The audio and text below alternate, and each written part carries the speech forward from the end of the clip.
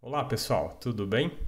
Pessoal, vamos para a nossa aula 2 de mineração de dados e vamos discutir um pouco então sobre tipos de dados e pré-processamento. Nessa aula aqui eu separei então para a gente discutir um pouco por que nós precisamos processar esses dados.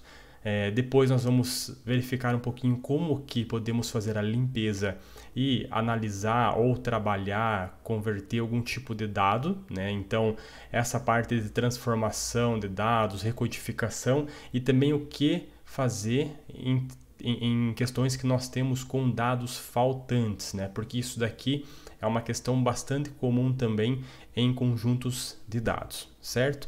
Primeira coisa que nós verificamos na aula anterior, na nossa primeira aula, é basicamente o que era data mining. Nós temos que lembrar que o data mining ele é uma etapa, né, onde nós aplicamos os algoritmos para a gente descobrir então basicamente alguns padrões, fazer algumas análises dependendo da tarefa de um determinado conjunto de dados, né?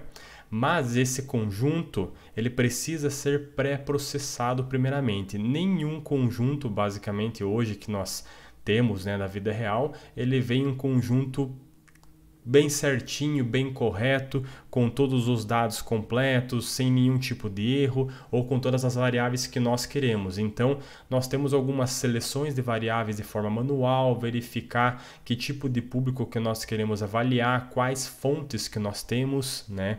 Então, a partir disso daqui, é importante que a gente saiba que essa base de dados que a gente pega, ou várias bases de dados, elas são bases brutas.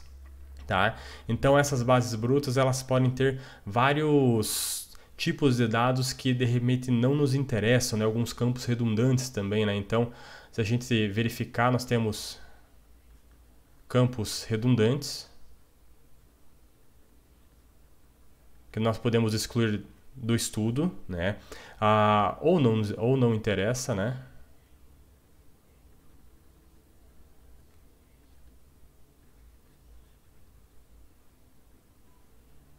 Certo? Nós temos também, por exemplo, numa base bruta, vários valores faltantes.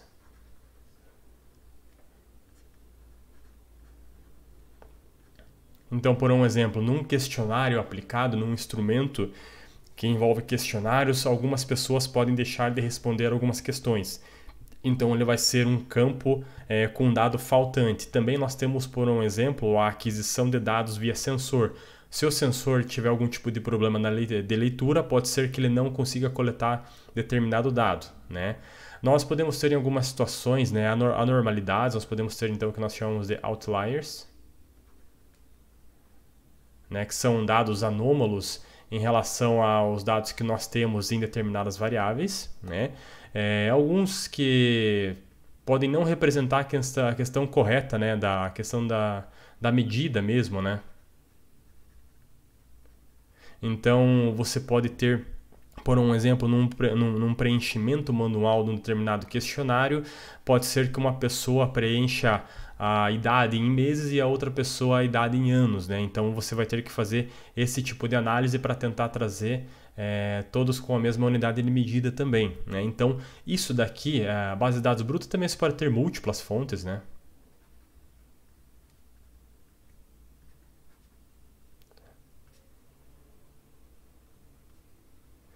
Que aí então para o seu trabalho você vai precisar juntar apenas as variáveis e os objetos que te interessam e aí fazer toda essa análise, essa limpeza, essa transformação de forma que você tenha uma base limpa e completa para outros tipos de análises posteriores, ok?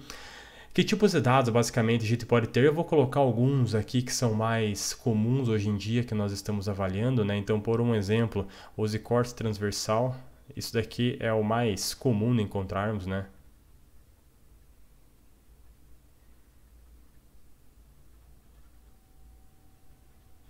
Então, encontrar questionários sociodemográficos, alguns aspectos clínicos, né?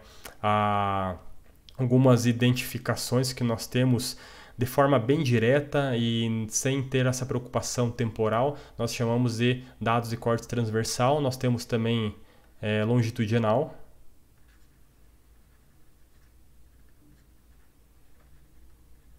Então aqui nós já temos o interesse relacionado ao longo do tempo, né, de uma ou mais variáveis.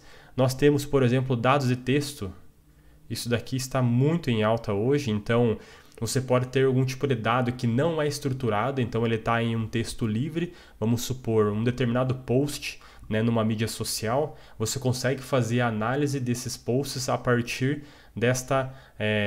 desse tipo de dado que é de texto, mas você consegue quantificar ele, mensurar ele de alguma forma que nós podemos trabalhar em termos de frequência de termos em um determinado post, frequência de termos em um conjunto de posts, em um conjunto de documentos.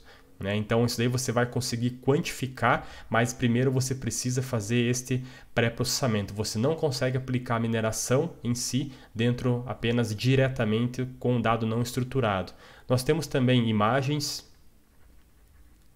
né? Então nós precisamos quantificar as imagens de alguma forma, né? Então não podemos ter imagens vetorizadas em pixels, né? Que essas imagens elas vão ter que ser quantificadas para depois então serem analisadas. Isso daqui na área médica é muito comum, né? Então o pessoal pegar exames de ressonância, de tomografia computadorizada e a partir daí então converter, quantificar isso de alguma forma, né? E a partir daí então fazer algumas análises, por exemplo, de classificação de tumores que são benignos ou malignos, de fratura ou não fratura, né? Então isso daqui ele pode ser trabalhado também. Um esqueminha bem básico que eu acho interessante passar para vocês aqui, para tentar fazer essa análise do que tipo que é o meu dado quando eu estou analisando uma determinada variável, né? Então você recebe basicamente esses dados aqui, certo?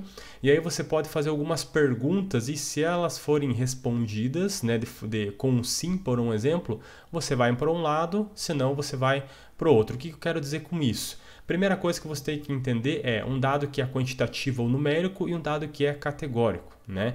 Então, se ele é um número, ou mede uma escala, ou faz sentido somar ou subtrair, né? O que acontece? Você já pode identificar como um dado quantitativo numérico, certo? Então, quando você está avaliando pH, temperatura, número de falhas, essas coisas, você já consegue entender que é um dado quantitativo numérico. Se você está avaliando, por um exemplo, o estado civil de uma pessoa, o nível de escolaridade, tudo, você não tem diretamente esse dado em formato numérico. Você tem que transformar isso depois, né, avaliando se esse é um dado ordinal ou nominal, né? Mas pensando nesse lado esquerdo aqui antes, nós temos o dado quantitativo numérico e a gente faz a seguinte pergunta: esses dados eles podem assumir qualquer valor em decimal? Então o que acontece?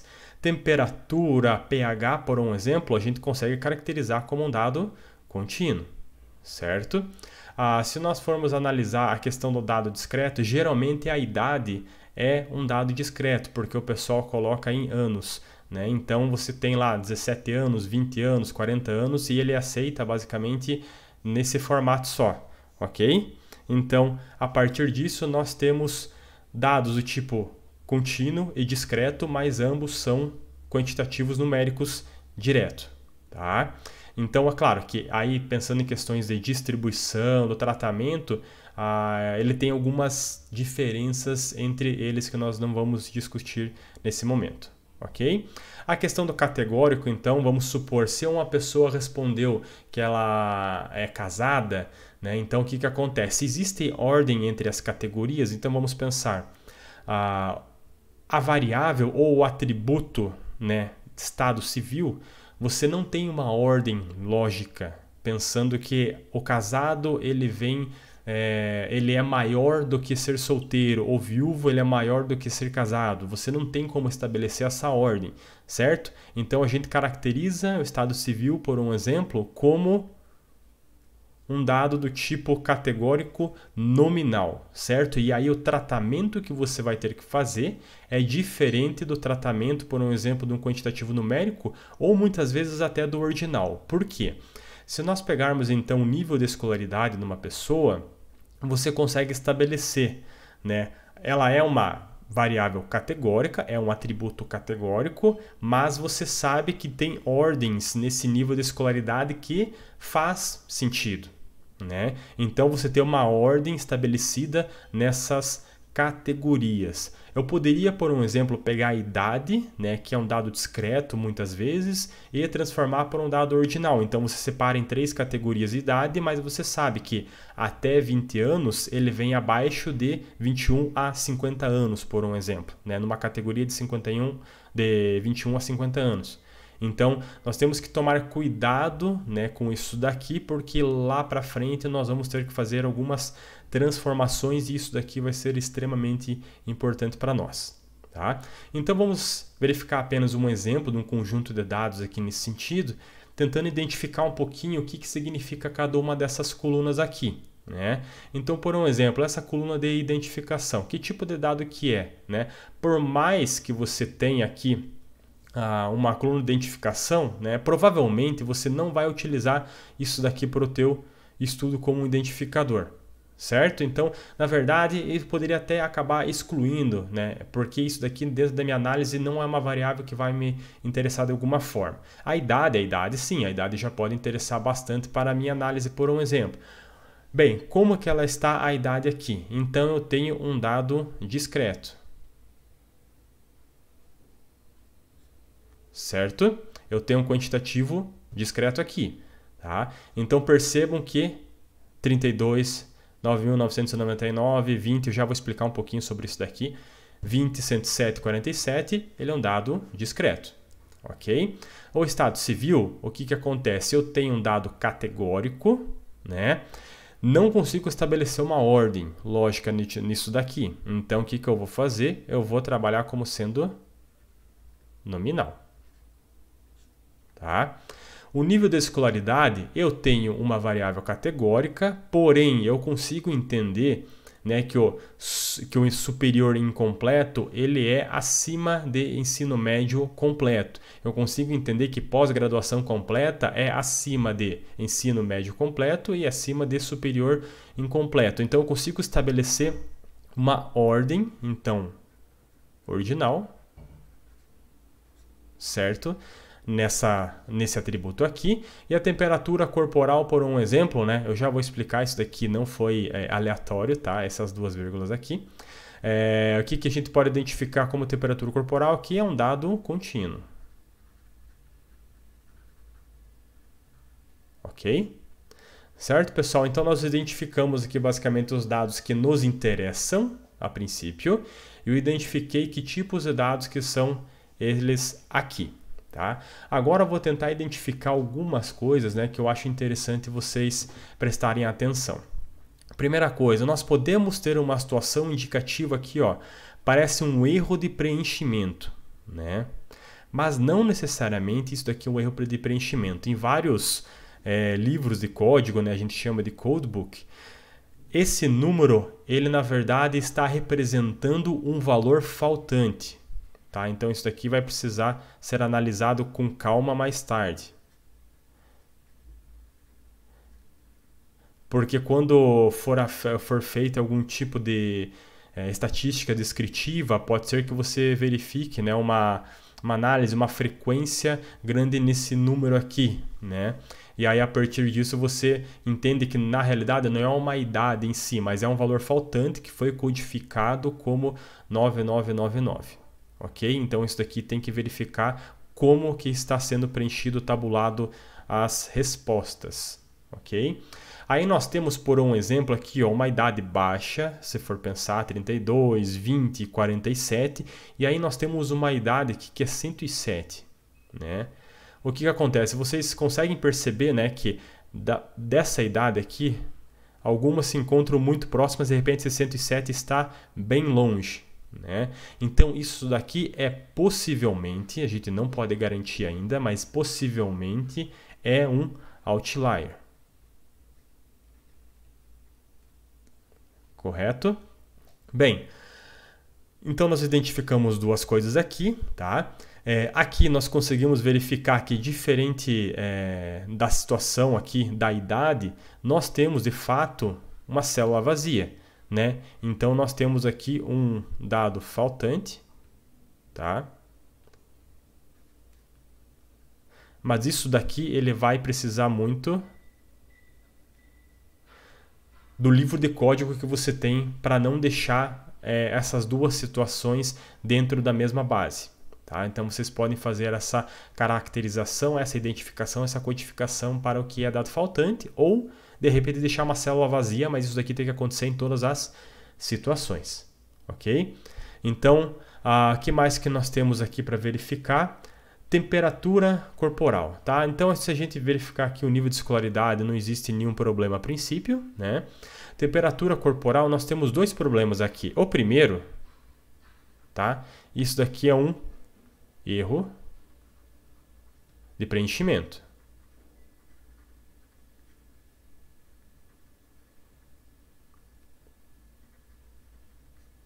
Certo? Esse erro de preenchimento aqui, ele pode ser tratado, ou você corrige o erro, né? Porque aqui ele está até, de certa forma, evidente, né? Que é só tirar uma vírgula, tá? Ou ele poderia ter um dado aqui com um 1 aqui na frente, né? Ou algum outro número aqui digitado de forma equivocada.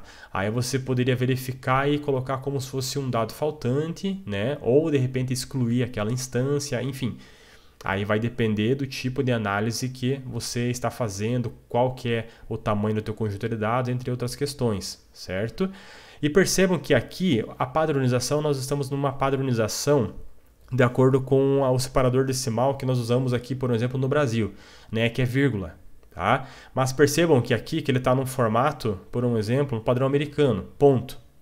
Ok? Então isso daqui ele tem um erro relacionado a unidade de medida, né? Então, quando vocês estiverem avaliando, fazendo uma análise de pré-processamento, provavelmente vocês vão encontrar aqui, né, que tem alguns dados que não são válidos no teu conjunto. Então, você estabeleceu que ele é um dado contínuo, se ele encontra um ponto aqui, de repente ele vai identificar como uma string, né, como um dado categórico, ele não consegue reconhecer isso aqui como número. E aí você vai ter que tomar algumas medidas para contornar ou para superar este problema aí. Ok? Bem, limpeza e dados faltantes, né? A gente já viu que um dado, né, um conjunto bruto, ele pode ter vários probleminhas, né? Então a gente tem que verificar aqui como que a gente vai limpar esses dados, né? Aí vai depender, né? Por um exemplo, vou verificar o tipo de variável, né? Então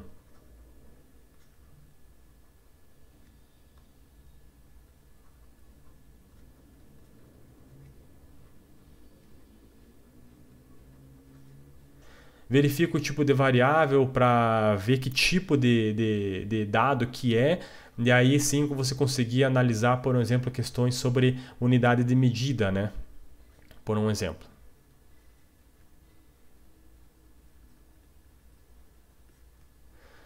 Nós temos também questão de, por um exemplo, como a gente pode limpar, né? A gente pode fazer exclusão.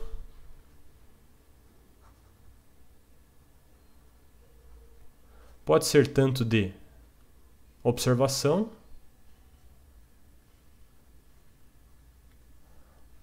ou atributo.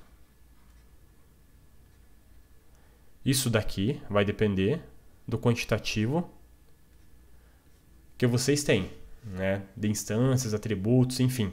Tá?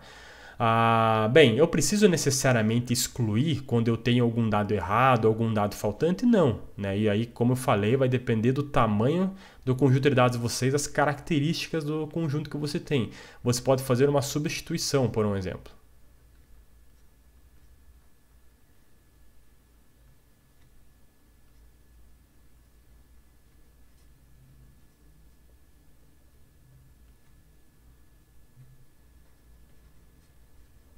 Certo?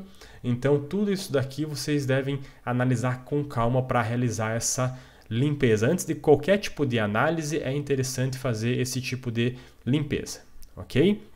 Bem, Pensando nisso também, nós podemos avaliar especificamente do ponto de vista dos dados faltantes, né? Como eu falei para vocês, vocês podem excluir os atributos ou instâncias que tenham muitos dados faltantes. Certo? Então vocês têm que tomar calma em relação a isso, tomar muito cuidado em relação a isso daí. A gente pode repor com uma constante, então se nós tivermos uma constante que identifique, por um exemplo, né, aquele 9999 para fazer alguma análise posterior, só para não ficar aquele espaço vazio, né, para você tentar quantificar de uma forma mais fácil, de repente você pode repor com uma constante que identifique que é um dado faltante, né, para depois tomar essa decisão aqui, ok? Você pode repor o valor com uma média ou mediana para fazer análise mesmo, né? Então a gente está falando que isso daqui, é claro, para um dado contínuo, certo? Ou você pode repor com a moda para um dado categórico.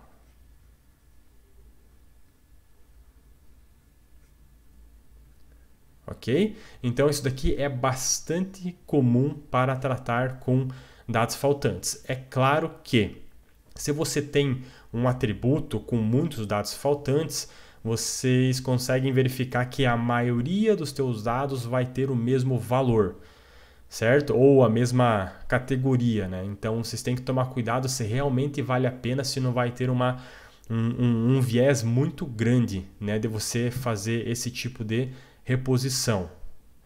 Repor com um valor aleatório gerado a partir de uma distribuição, então isso daqui é bastante comum quando você trabalha com dados contínuos, né, principalmente. Então,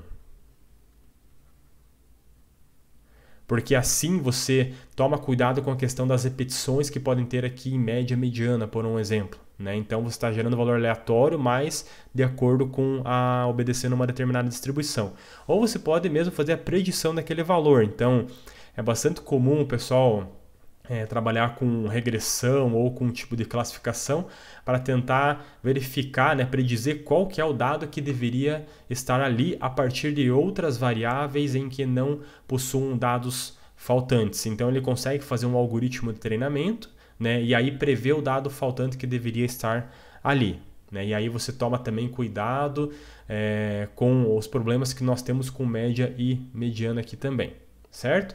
Então, claro, a média, né, a média, mediana e moda são medidas, né, de localidade ou tendência central. Então, tudo que você utiliza em termos de média, mediana para dados contínuos, aí você tem que verificar quantos dados faltantes você tem em determinados atributos, principalmente, né, para fazer esse tipo de substituição. Enquanto que a moda é bastante comum para fazer para categorias, mas se você, por um exemplo, tiver, vamos supor, metade dos teus dados faltantes para uma determinada coluna, então vamos supor aqui, pensando em média e mediana, a questão da idade, né? O que vai acontecer? Se você tiver mais do que 50% de dados faltantes, então percebam que no mínimo 50%, né, dos teus dados ali, ele vai ter o quê? O mesmo valor de média e mediana. Tá? Então isso daqui, na verdade, ele não representa a variabilidade da tua variável. Então isso daí é um pouco perigoso e geralmente exclui-se esse tipo de atributo quando você tem esta característica. Tá legal? Da mesma forma, quando nós temos uma observação, né, uma linha, uma instância lá, com muitos dados faltantes, porque se você começar a trabalhar com muitos preenchimentos, né, por algumas técnicas diferentes para preencher, você acaba, na verdade, inserindo uma instância que é basicamente artificial. Na verdade, não retrata como deveria ser uma instância natural, né, da situação. Ok? Então, provavelmente seja interessante você excluir. Mas é claro que, se você tem um conjunto de dados pequeno, é interessante que você não procure excluir, e sim tentar fazer algum tipo de preenchimento por algumas das técnicas que nós temos ali do slide anterior, né?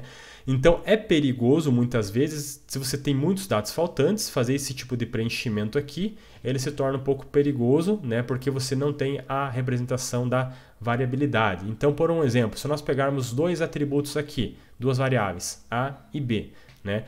Percebam que se nós verificarmos aqui, eu vou ter a média aqui 10. A média aqui também será 10, certo? A mediana aqui será 11. O 11 separa, né, nossos dois conjuntos aqui. Aqui ele já está ordenado, né? E a moda aqui nós temos também 11, certo?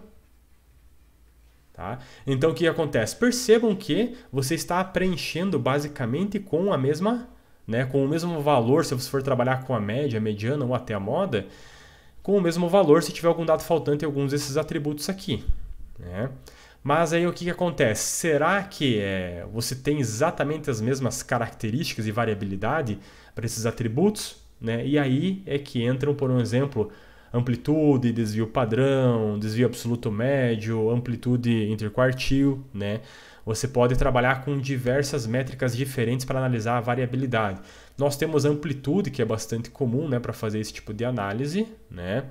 E a amplitude também ela é muito interessante para trabalhar com normalização, a gente vai ver logo depois, né? Nós temos desvio padrão, né, que é interessante também porque diferente da amplitude você utiliza todos os dados, né, para fazer do conjunto para fazer essa análise, né, dessa dispersão, certo? É claro que aqui é populacional, né, não está amostral, mas a maioria dos programas quando você trabalha já é desvio padrão amostral, né, e um desvio absoluto médio que também pode ser de bastante ajuda para avaliar esse tipo de dispersão, ok? Se nós pegarmos essas mesmas medidas de dispersão para verificar a questão da variabilidade, né, a coisas que medidas de tendência central não nos traziam, né, então vamos pensar aqui na questão de amplitude, nós temos aqui 15, nós temos aqui 6, olha a diferença da amplitude já, nós temos aqui 4,9 e nós temos 2,19. Aqui nós temos 3,6 e aqui nós temos 2. Né? Então percebam que a variabilidade, por um exemplo, desse meu atributo A é bem maior do que do atributo B. Então pode ser mais interessante você aplicar, né, algum tipo de medida de tendência central nesse nosso atributo B, porque ele pode ser mais representativo, né? Ele varia menos em torno, por exemplo, da média ou analisando a mediana aqui, enfim. Né? Então, isso daqui ele deve ser analisado. Aqui, provavelmente, um número aleatório, de acordo com uma determinada distribuição ou predição, seja mais interessante. É claro que vocês têm que pensar na questão do tempo computacional gasto, né? Em conjuntos de dados muito grandes. Né? Se vocês trabalharem com métodos de predição, ele já começa a ter muito mais tempo computacional para conseguir fazer essa previsão, lembrando que vocês têm outros algoritmos a serem aplicados lá na frente também, que pode exigir um tempo computacional relativamente, vamos dizer, significativo. Tá legal? Tudo bem? Bem, aqui nós estamos pensando mais em termos de até uma estatística descritiva, a gente pode fazer na análise exploratória de dados também essa análise descritiva, né, de todo o nosso conjunto, mas nós podemos também tentar pensar em alguma transformação. A gente falou um pouco sobre limpeza e também falou um pouco sobre substituição de dados, né? Mas a questão da transformação, quando é que a gente pode pensar em fazer uma transformação de um dado, né? Então vamos supor aqui a questão da normalização.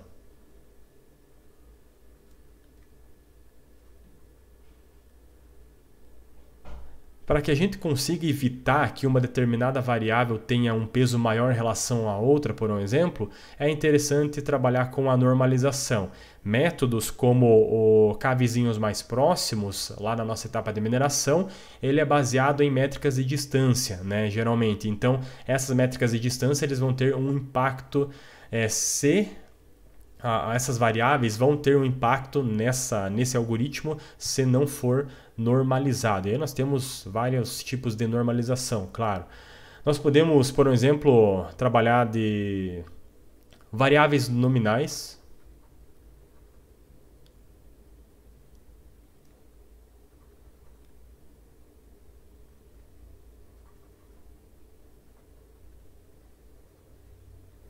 Para binárias.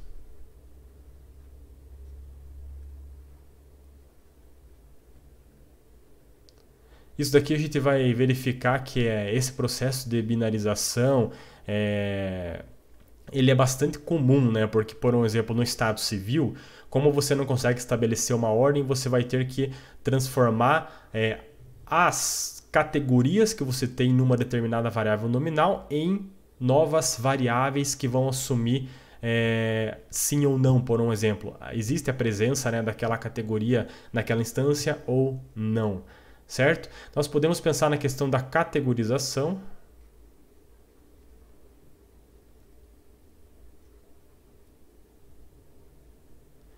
Então, o pessoal que trabalha bastante com árvores de decisão gosta de trabalhar com categorização. Então, por um exemplo, a idade ela pode ser uma variável discreta, né? Mas você tem processos, métodos para fazer a categorização dessa idade. Por um exemplo, nós poderíamos trabalhar com apenas, vamos por 3 categorias aqui, de 0, por um exemplo, até 20, aqui de 21 até 40, aqui 41 ou mais, certo? Isso daqui é possível fazer, tá? E aí você acaba trabalhando e transformando, categorizando isso daqui, sendo uma variável, então, agora, por um exemplo, ordinal. Ok? Isso daqui é bastante comum também. Nós podemos também agregar.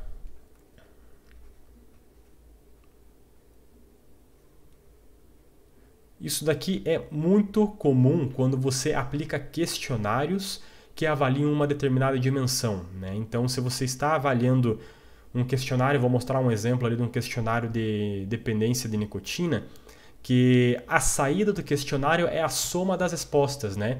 Aí, em vez de você trabalhar com várias variáveis, vários atributos dentro do teu conjunto de dados, até para simplificar um pouco o teu conjunto, mas ainda transmitir uma determinada informação, né, sobre aquele atributo, você pode pegar apenas a saída daquele questionário. Então, isso daí é bastante comum fazer também, ok? Então, primeira coisa sobre a normalização, nós podemos trabalhar com a normalização min-max, que é a normalização mais comum que tem, tá? Então, o que é basicamente? Você pega o dado que você está avaliando, né, para ter o atributo lá, menos, né, o valor mínimo daquele atributo sobre a amplitude que você tem daquele atributo, certo? Então, para esse caso aqui, eu vou ter 1 menos 1 sobre, vai ser aqui a amplitude 15, né? Vai ser 16 menos 1, tá? Então, aqui eu vou ter 0, certo? E aí eu vou ter, por um exemplo, 0,667, 0,667. Aqui eu vou ter também, até porque os 3 dados originais são 11 aqui, né? E aí eu vou ter 1, que esse daqui é o máximo que eu estou atingindo. Isso daqui você pode estabelecer um intervalo, né, em que esses dados possam ficar concentrados, né? Ou você, geralmente o pessoal trabalha com um intervalo entre 0 e 1. Né? O valor mínimo vai ser 0 e o valor máximo será 1. O restante vai ficar entre esses dois valores aqui. Ok? Então esse tipo de normalização é bastante utilizada, bastante rápido para ser aplicado em qualquer conjunto de dados. Ok? Muitos aplicam também a padronização, né? O score Z, certo? O teu dado padronizado, ele é o teu dado mesmo, menos a tua média sobre o desvio padrão, certo? Então a gente consegue comparar aqui vários atributos de diferentes escalas, desde que esses atributos obedeçam a uma distribuição normal, que é o que isso daqui basicamente exige, né? É claro que quando a gente está fazendo análises estatísticas puras, isso daqui é importante. Para a parte de mineração de dados, se for pensando só numa questão de padronização, é interessante, né? Não pensando na questão da distribuição em si. Só é uma forma de normalizar mesmo, né? Para tentar trazer para um mesmo, vamos dizer, peso. Tá? Então essa primeira variável aqui seria menos 1,837, 0,204, mesma coisa, e aqui 1,225. Muitos utilizam também isso daqui para identificação de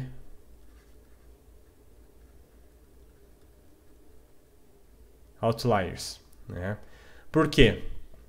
Pensando no teu dado padronizado, tá? Se ele for,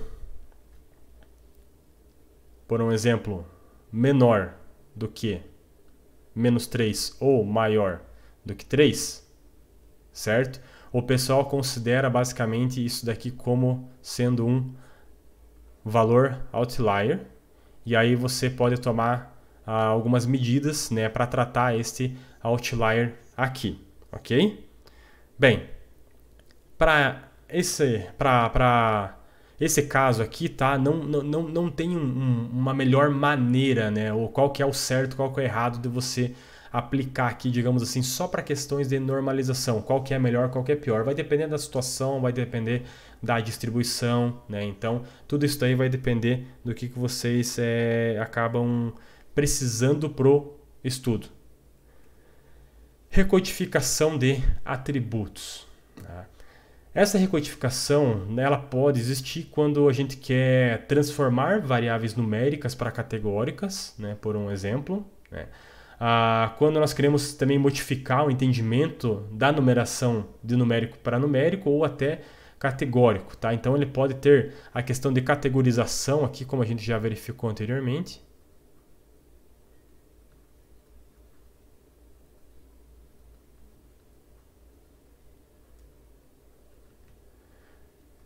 Nós também temos, por um exemplo, a agregação. Deixa eu só fazer uma coisa um pouco mais separada aqui. Categorização, aqui, por exemplo, eu vou passar para vocês a uniforme, por quantis e também k-means. Tá. Nós temos aqui também a agregação.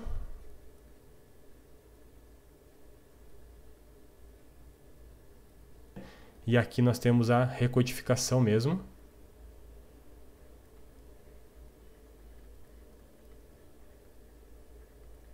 Por binarização.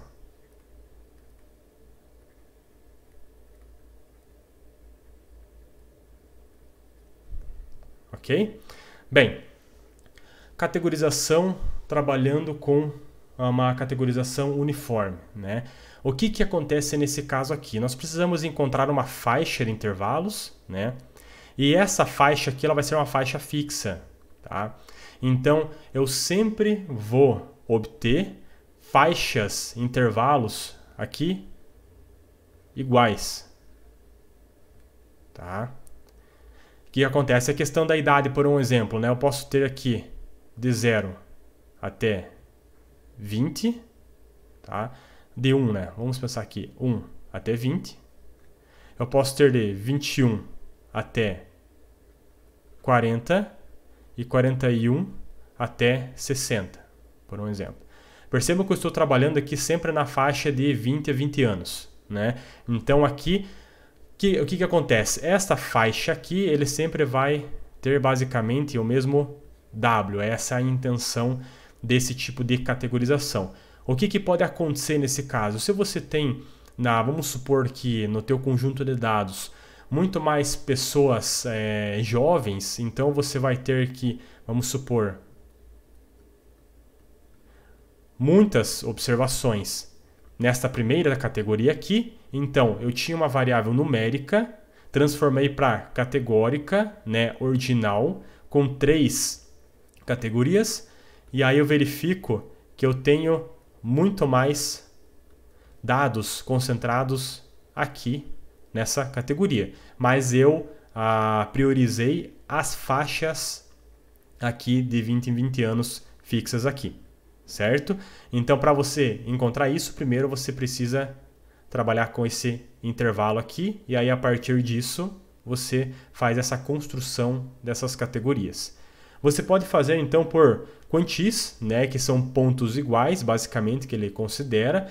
Aqui a intenção, né, você pode trabalhar, por exemplo, com o mesmo número de categorias, né? Então nós temos 3, vamos supor a questão da idade, né? Só que ele prioriza o número de observações em cada uma das categorias. O que pode acontecer nesse caso? Você pode ter intervalos, você pode ter faixas dessas categorias muito diferentes a partir disso daqui, né? Então, por um exemplo, eu poderia ter daqui, vamos supor, de 1 até 17. Aqui, por um exemplo, 18 até 39. E aqui, vamos supor, de 40 aí até, vamos supor, 52. Certo? Percebam que as faixas, os intervalos, eles são diferentes para esse tipo de categorização, mas ele tenta fazer com que o número de observações seja igual para cada uma das categorias.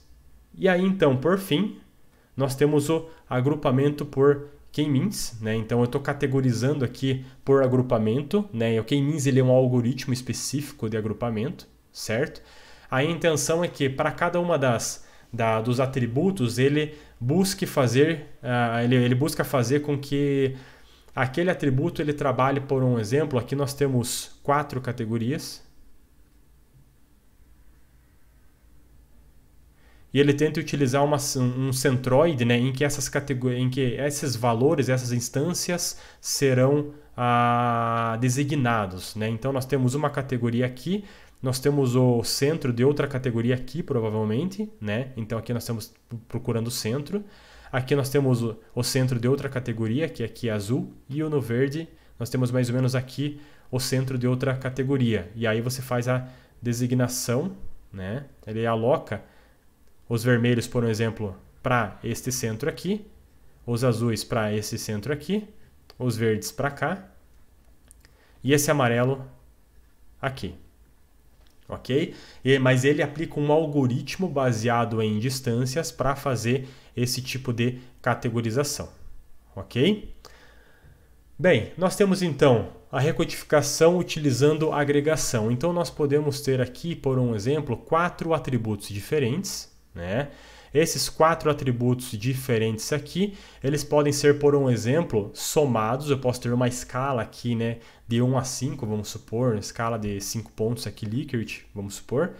E aí você tem apenas um atributo que, na verdade, é a soma, né, desses atributos e aqui, tá? Essas saídas aqui. Então, em vez de você utilizar 4 atributos diferentes, na verdade, você tem uma escala que é a soma dos valores desses atributos. Ele tem uma representação prática, né, para você ter uma determinada análise. Então a soma disso daqui, na verdade, em vez de você precisar 4 atributos, você precisa de apenas um atributo. Ok? Isso daqui facilita muito na questão da dimensão do teu conjunto de dados.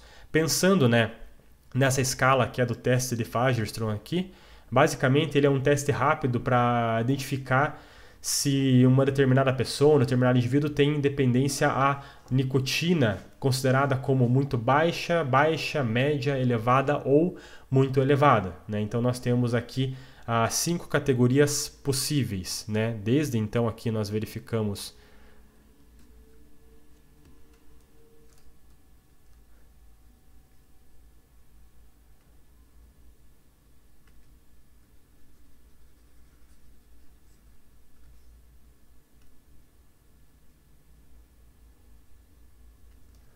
Então, nós temos aqui, por um exemplo,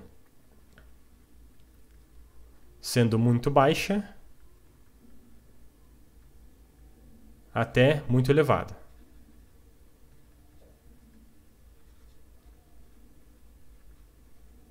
Ok? Vamos supor aqui, então, que nós temos 5 observações, né? Observação 1, 2, 3, 4 e 5. Você tem 5 itens para responder, 6 itens para responder dentro dessa escala aqui, né? E aí você vai respondendo ali de acordo com os valores possíveis, tá? Você tem algumas aqui que são binárias, algumas aqui que ele tem uma escala um pouco diferente, né? Todas elas tentando medir esse nível de nicotina. a nível de dependência, perdão, a nicotina. E aí você tem, por um exemplo, a soma, tá? Então aqui você tem uma coluna que seria a soma dessas pontuações. Então, por um exemplo, a soma aqui deu 5, vai ser 1 mais 2 mais 1, né? Então eu vou ter um total de 5 pontos aqui.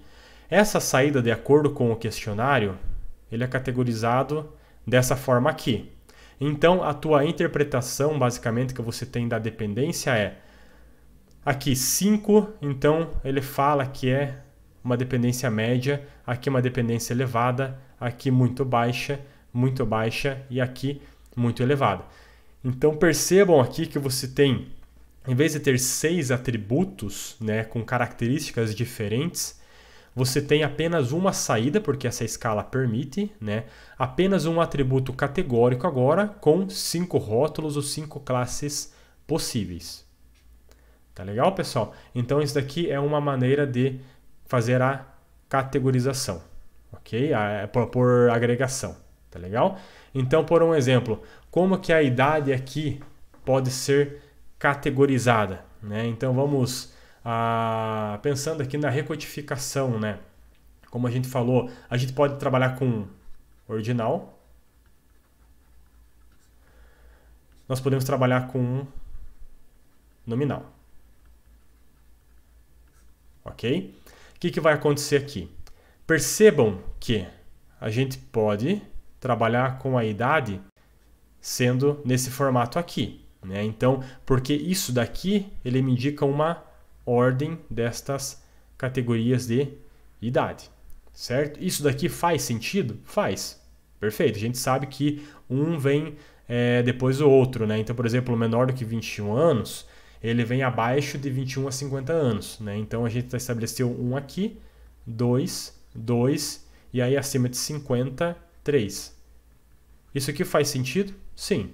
Né? Então você pode fazer a codificação desta maneira aqui. Um atributo que era categórico ordinal, eu transformei num discreto. Para os algoritmos, isso daqui vai ser importante. Ok? Mas para transformar o estado civil, como nós já comentamos, o que vai acontecer? Aqui eu tinha apenas um atributo, né, categórico nominal, certo? Mas aí eu posso então trabalhar com uma binarização aqui. O que vai acontecer nesse caso então? Cada um dos meus rótulos possíveis, cada uma das categorias que eu tenho aqui, tá? O que vai acontecer? Ela vai se tornar um atributo. Casado, separado,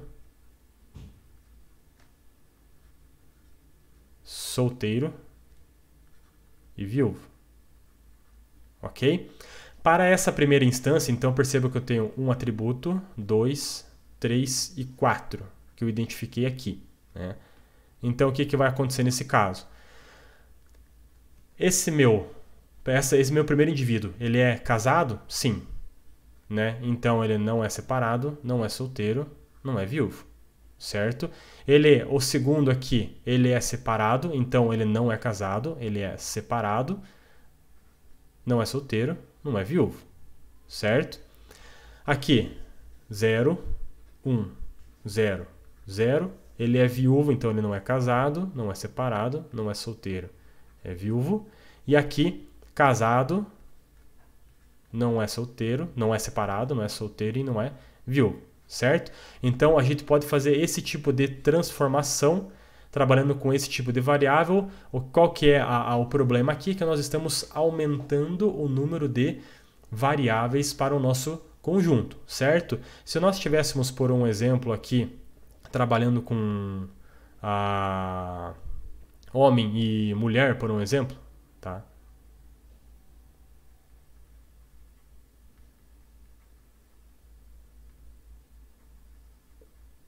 O que iria acontecer? Nós poderíamos só, em vez de transformar, por um exemplo, nessa característica aqui, por um exemplo, né, nós poderíamos apenas utilizar a coluna referente à mulher, porque se aqui for 0, automaticamente, né, a gente assume que é homem, por um exemplo. Tá? Se você tiver, claro, só essas duas categorias aqui. Perfeito? Então, isso daqui é uma maneira de você tentar compensar esse aumento da dimensão, né, de atributos que você tem dentro do teu conjunto. Tudo bem? Pessoal, então, na próxima aula nós vamos verificar um pouquinho mais, pensando já mais na análise exploratória de dados. Essa daqui faz parte da exploração também um pouquinho, né, dos dados que nós temos, mas nos baseando um pouco mais em visualização. Tá legal? Então, muito obrigado e até a próxima aula.